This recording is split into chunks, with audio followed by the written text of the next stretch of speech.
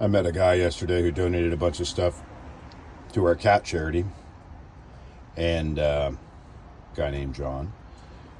And we got to talking, and he had worked in Puget Sound in the commercial marine field, which I've grown up and worked in that my whole life as well, my whole young adult to adult life. And I got to thinking, he told me he used to tow log booms through Puget Sound for Crowley and Foss. And I thought, man, there was a picture years ago that got donated to our archives of a tugboat towing a log boom through Deception Pass. And so that's what this picture is. It is Deception Pass, Washington.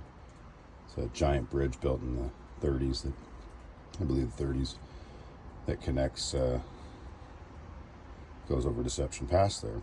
So he probably worked on this tugboat, because this tugboat was running. This picture is taken about the time he was working for Crowley, and I assume that's a Crowley tug with the yellow.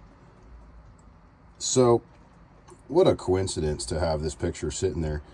And what really made me think about it was that just right around the corner here from the tugboat, off the top of it, is the old Deception Pass ferry terminal at a place called Yokiko Point.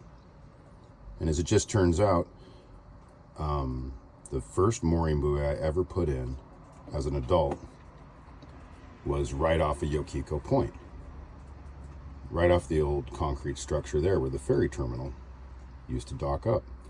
And not only that, I used to work on these tugboats in the early 2000s doing woodwork and diving. And when I was a teenager, we used to all run out in our skiffs and grab these logs when they broke loose out in the islands, and we'd tow them back and sell them to sawmills. There's a lot going on here.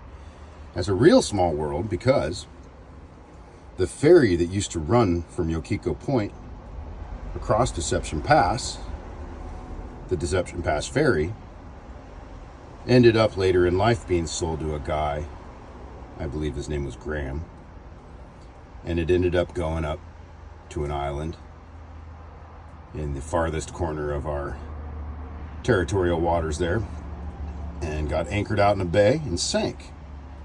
And so years later, when I was living there in the winter, writing books, carving signs, trying to build boats, we would drive over what I was told was the Deception Pass ferry that had been sunk in about 30 feet of water, half in the mud.